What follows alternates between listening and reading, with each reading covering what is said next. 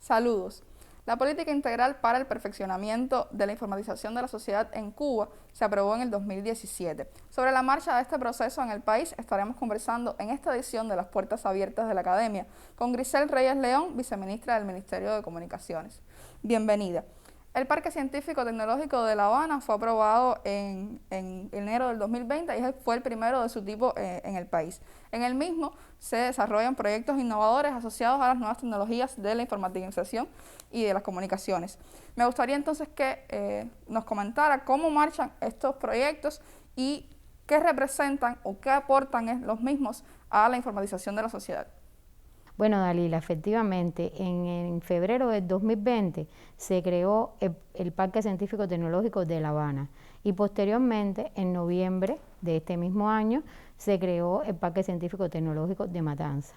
Estos parques se crearon al amparo de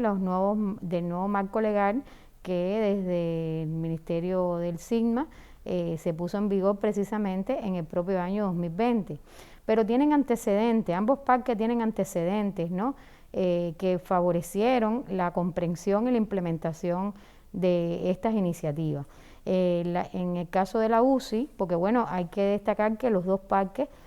nacieron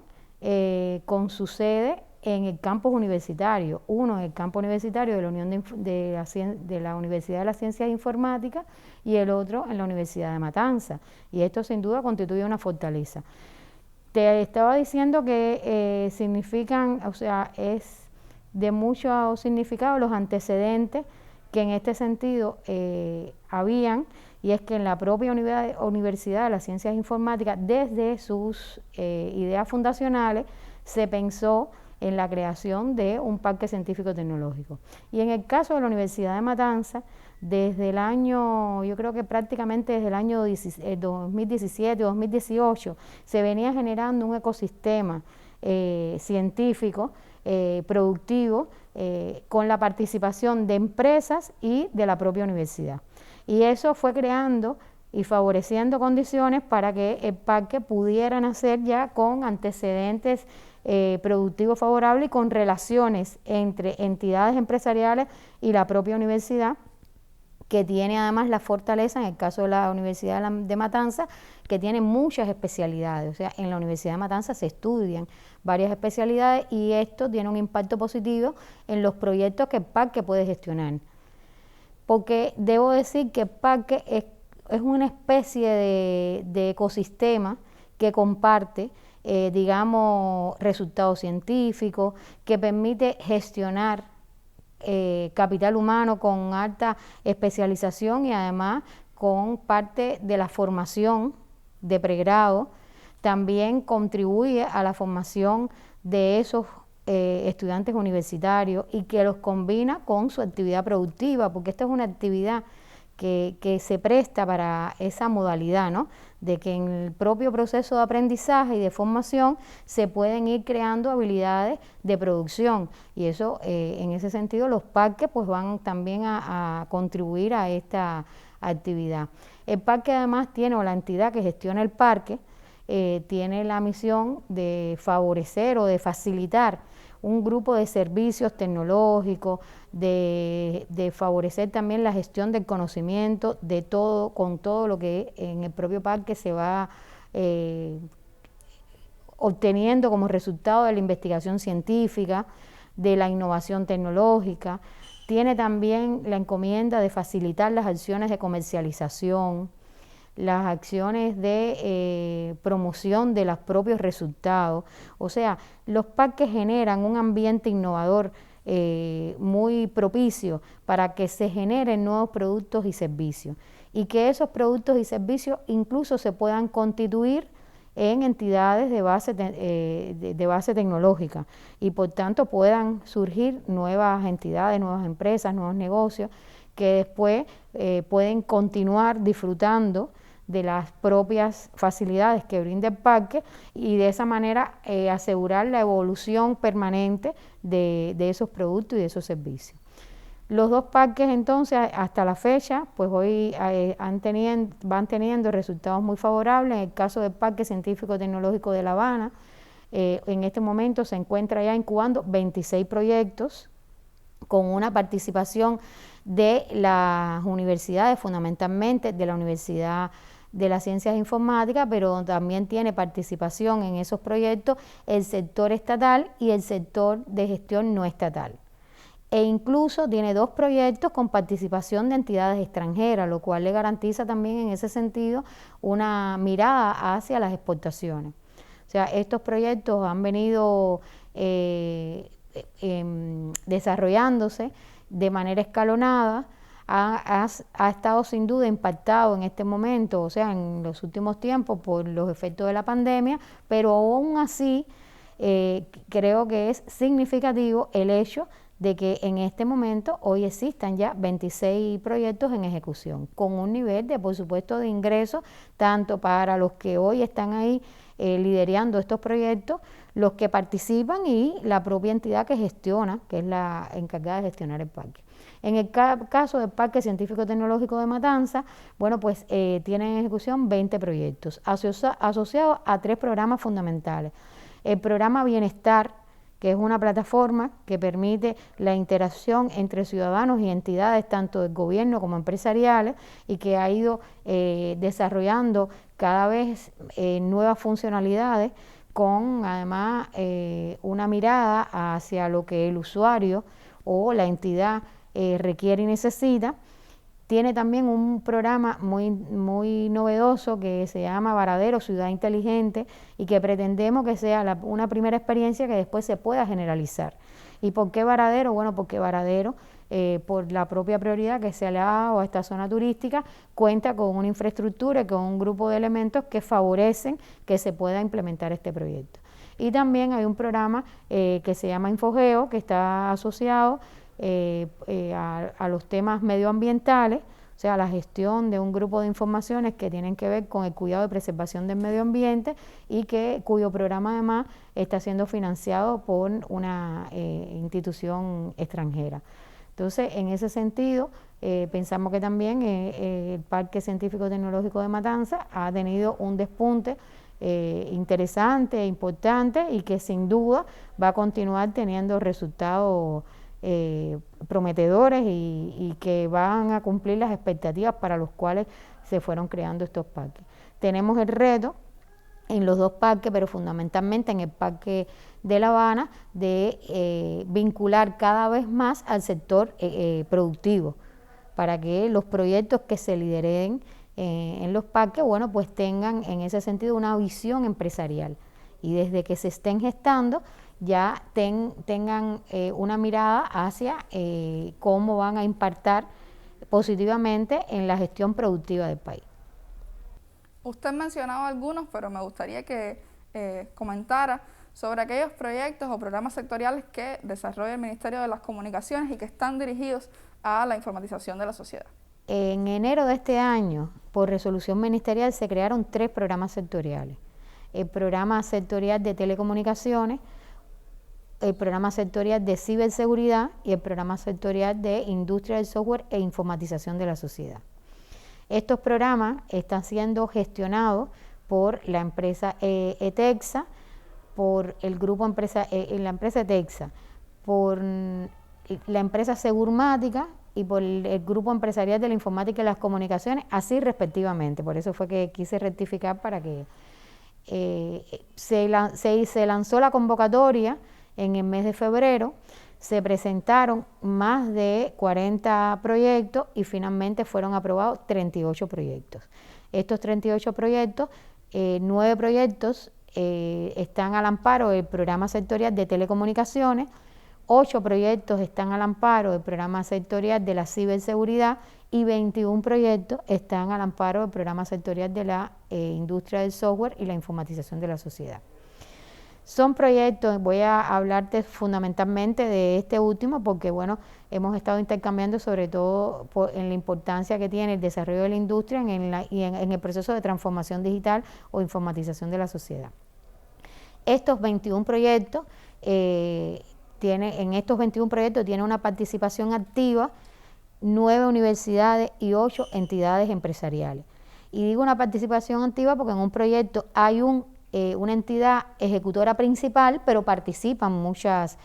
otras entidades. Y cuando yo te hablo de 9 universidades y 8 entidades empresariales, te estoy hablando de las que son entidades principales, pero en cada uno de esos proyectos, bueno, participan otras entidades, como te comentaba. Nos parece un resultado importante y significativo que va a tener un impacto porque de alguna manera ya empezamos a ver cómo hay un vínculo entre esas capacidades investigativas de innovación tecnológica que se generan en las universidades con los intereses empresariales para convertir eso en un producto, en un servicio que después apoye esa transformación digital, esa maduración digital que todos los sectores de nuestra economía están necesitando.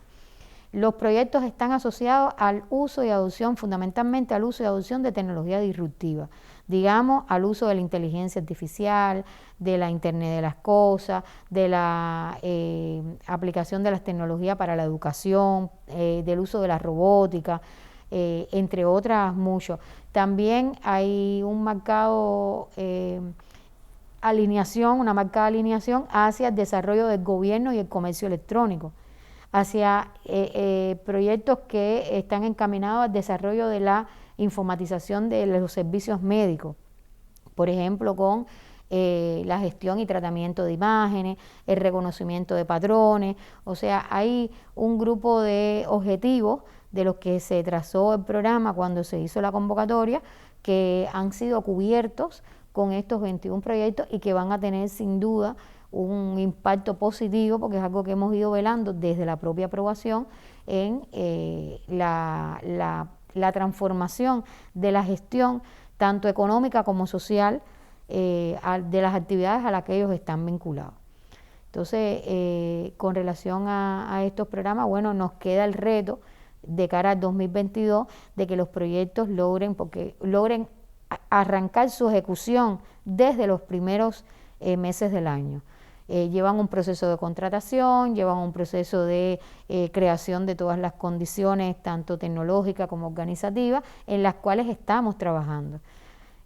Porque bueno, quizás sea bueno explicar que durante este año lo que ha sucedido es justamente el diseño del programa, la identificación de cuáles van a ser esos objetivos, de cuáles van a ser los indicadores, cuáles van a ser las metas que se traza el programa, para a partir de esos elementos poder evaluar y aprobar los proyectos que se presentan. Un elemento importante que tiene los programas es que hay una composición en el financiamiento mixto, o sea, el financiamiento que va a acompañar a estos programas no es solo un financiamiento presupuestado, sino que va a ser un financiamiento mixto del presupuesto del Estado y desde el propio financiamiento empresarial. Y eso nos parece también que le da una vitalidad y una sostenibilidad al desarrollo de los mismos. Entre los programas que se encuentran en ejecución para lograr la informatización de la sociedad se encuentra el de gobierno electrónico. ¿En qué estado se encuentra este proceso y qué se hace o qué se puede hacer para aprovechar las potencialidades que esto mismo ofrece? Uno de los objetivos que tenemos, y además está asociado incluso a un lineamiento aprobado en el 8º Congreso, es que desde el Ministerio de las Comunicaciones se impulse el desarrollo del gobierno electrónico en el país. En ese sentido hay que decir que desde el año 2018 se han venido haciendo esfuerzos que pasan además por establecer determinadas etapas, y se establecieron 4 etapas para el desarrollo del gobierno electrónico. La primera etapa, y digamos que aunque pudiera parecer la más fácil de vencer, pero también implicó un esfuerzo porque requería de una cultura, no solo de la voluntad, porque yo creo que en principio la voluntad la tenemos en todas las instituciones, pero sí de la cultura, del conocimiento, de qué significa un gobierno electrónico. Y en ese sentido la primera etapa fue la etapa de presencia, que digamos se venció en el año 2019, o sea, nosotros la dimos como una etapa vencida a partir de que salieron todos los sitios web de todos los organismos y además también de los gobiernos provinciales. En el próximo año, pues entonces se hizo un esfuerzo y lograron salir en el año 2020, todos los sitios de los gobiernos municipales. También alineado a la actualización de nuestra Constitución y de lo que se pretende con nuestros órganos del poder popular, que es darle un empoderamiento cada vez mayor a esas administraciones municipales. Y en ese sentido, pues los municipios también tienen sus espacios y tienen sus propias características, y hoy tienes todo un portal de gobierno. En estos portales, pues luego, después, se han ido incorporando ya los elementos que están más asociados a la segunda etapa, que es la etapa de la interacción. Y por eso ya hoy todos los portales de gobierno tienen o cuentan con herramientas para poder interactuar con los ciudadanos y poder recoger inquietudes, reclamaciones, solicitudes de sus ciudadanos. En este sentido, también se ha avanzado en la implementación de un grupo de servicios y de trámites, que desde los propios OASE y desde los propios gobiernos provinciales y municipales se han ido identificando. ¿Qué hicimos incluso en el año 2020? Tomando como referencia los trámites que Naciones Unidas establece como parámetros para conformar o evaluar el índice de desarrollo del gobierno electrónico en general en los países, pues los tomamos como referencia y priorizamos esos trámites, que son exactamente 20 trámites. Ya en este momento de los 20 trámites están implementados 19, o sea, ya están al servicio de la población, de los ciudadanos, 19 de esos trámites que, como te decía, son indicadores de referencia para el cálculo del índice del desarrollo del gobierno electrónico en los países. Incluso hay dos, que complete el 20 y otro adicional que se incorporó, que está prácticamente en proceso de salir y puesta en vigor antes de que se acabe el año. O sea que en ese sentido valoramos de muy positivo cómo hemos ido avanzando, incluso en el contexto actual de enfrentamiento a la pandemia, donde sin duda ha habido un impacto tanto en las organizaciones como en las propias entidades desarrolladoras de estos servicios digitales. Se ha avanzado con una determinada prioridad. Se han incrementado también las visitas a estos portales. Sin duda, el portal de salud, bueno, pues ha tenido, por razones obvias, un incremento significativo, pero en general todos los portales, incluidos los portales de gobierno, en los últimos tiempos también han mostrado un crecimiento de las visitas. En este sentido tenemos que lógicamente seguir trabajando, sobre todo en materia de mejorar la usabilidad de los portales y sobre todo en el contenido que se muestran en estos portales, que tiene que ser un contenido muy orientado a las necesidades, a las demandas, a los intereses de los ciudadanos. Y en ese sentido, bueno, pues tendremos que seguir trabajando, tendremos que seguir insistiendo en la creación de esa cultura, en el trabajo de conjunto con los comunicadores sociales, en la identificación por parte de las instituciones de esas demandas y de una orientación centrada en el usuario final. O sea, no se trata de informatizarse hacia lo interno, se trata de informatizarnos a lo interno, pero con una mirada hacia lo externo, hacia quien nosotros estamos de cara a eso, de cara a los servicios. Entonces, bueno, en ese sentido lo valoramos favorablemente, pero identificamos que tenemos retos que todavía por los cuales todavía tenemos que seguir trabajando con mucha intencionalidad. Y también como un elemento favorable y que va a apoyar todo este trabajo, bueno, tengo que decir que desde la Universidad de La Habana se creó el Centro de Estudio del Gobierno Digital y un observatorio que nos permite, es una herramienta muy útil para poder ir evaluando desde la mirada de los ciudadanos cómo van evolucionando, cómo va evolucionando o cómo debe evolucionar ese gobierno digital. O sea, yo creo que son elementos que sin duda están favoreciendo la implementación de ese de gobierno digital al que queremos llegar, que es un gobierno que pueda transparentar toda su gestión y que además permita también la participación de sus ciudadanos en esa gestión. O sea, que como una herramienta digital favorezca esa participación ciudadana desde el uso de las tecnologías de la información y la comunicación. El comercio electrónico, por citar uno de los elementos, aumentó durante estos meses de pandemia, sobre todo por las limitaciones de las restricciones y aislamiento social. Esto nos lleva a pensar cómo se garantiza, cómo se tipifica en Cuba la protección de los datos de los usuarios y también de para evitar los fraudes electrónicos, incluso la ciberseguridad en general. Otra de las prioridades que ha tenido el país y que nos ha pedido coordinar e impulsar es el desarrollo del comercio electrónico. Y lógicamente, a pesar de todas las dificultades que han tenido, sobre todo su relación con la disponibilidad de bienes, podemos decir que en los últimos tiempos ha habido un boom, un desarrollo, un crecimiento importante en el desarrollo de la comercialización o el comercio electrónico, con un marcado resultado sobre todo en la actividad de los servicios.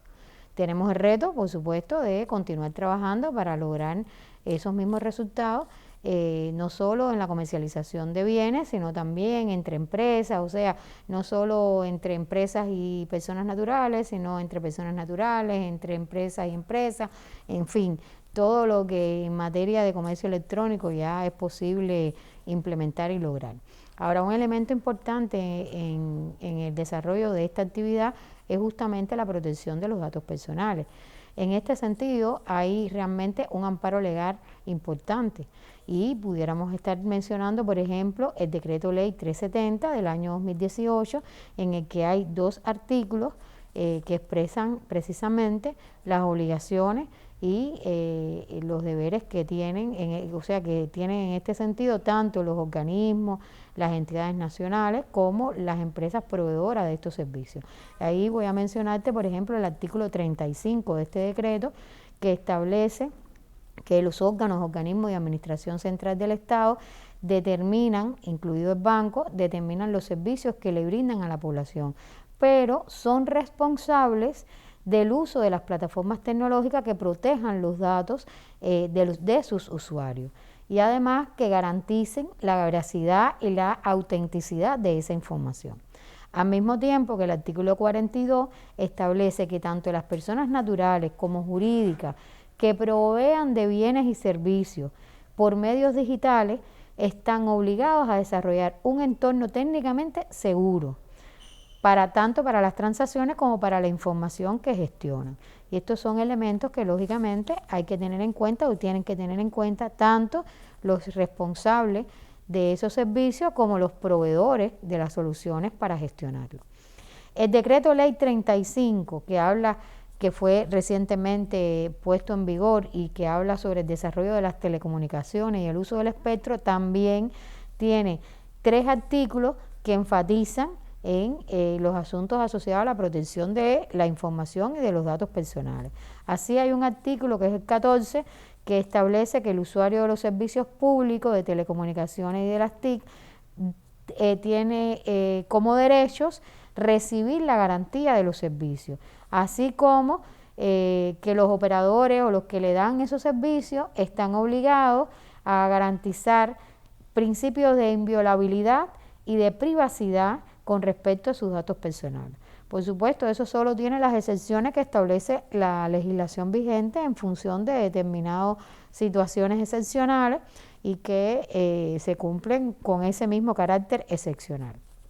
Tiene el artículo 16 que establece que el Ministerio de Comunicaciones debe velar porque los servicios públicos de telecomunicaciones y TIC que se ofrezcan salvaguarden las garantías de sus usuarios. Y eso también es un elemento importante. Tenemos el artículo 18 que establece que el operador y el proveedor de servicios públicos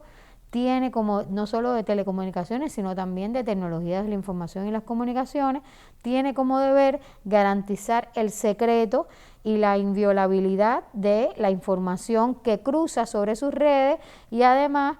de la privacidad de los datos personales que ellos gestionan,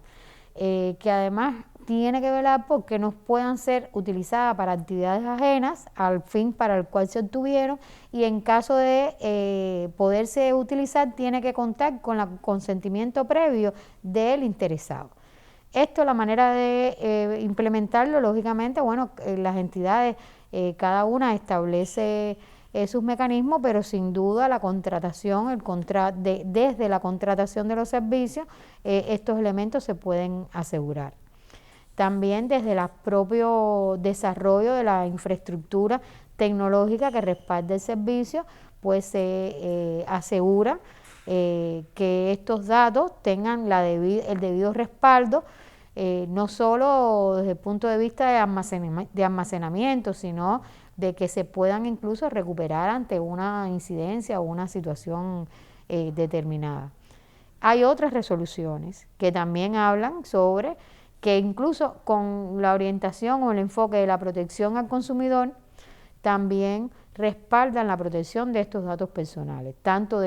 Son resoluciones tanto del Ministerio de Comercio Interior como del propio Ministerio de las Comunicaciones. Pero bueno, como son de un rango inferior, por eso yo preferí mencionarte fundamentalmente estos que responden a decretos leyes.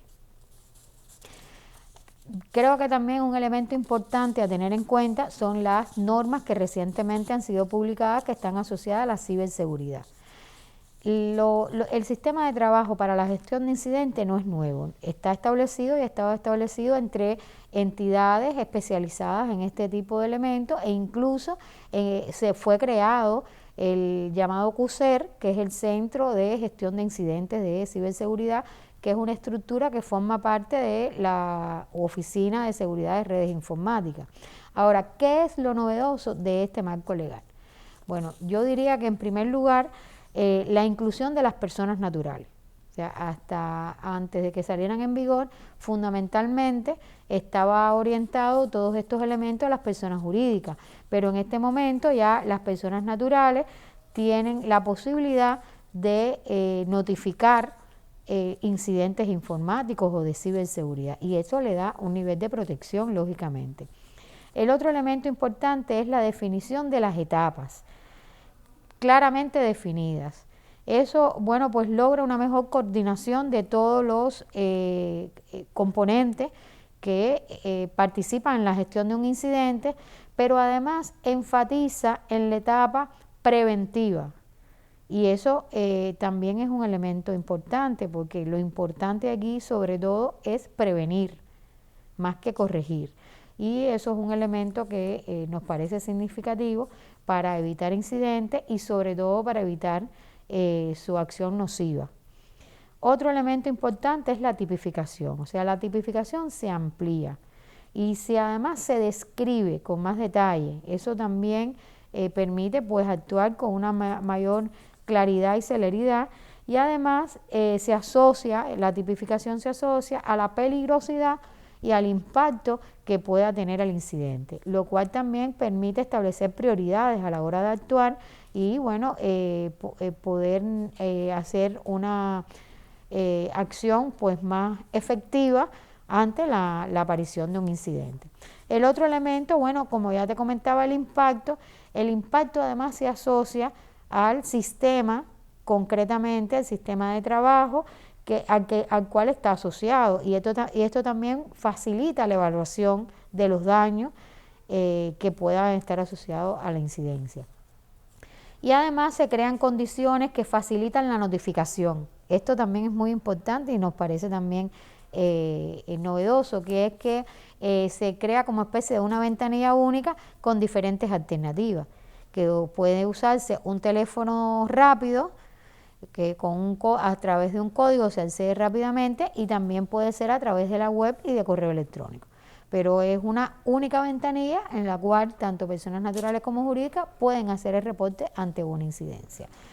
Bueno, además la resolución establece responsabilidades más claras y definidas para las personas jurídicas en función de la respuesta ante estos incidentes y sobre todo en función del flujo informativo que se deriva también como parte de la gestión de los incidentes. Son elementos que nos parecen novedosos y además no solo novedosos, sino que van a tener un impacto muy positivo en esa ética, esa responsabilidad que tenemos con el uso de las tecnologías de la información y las comunicaciones.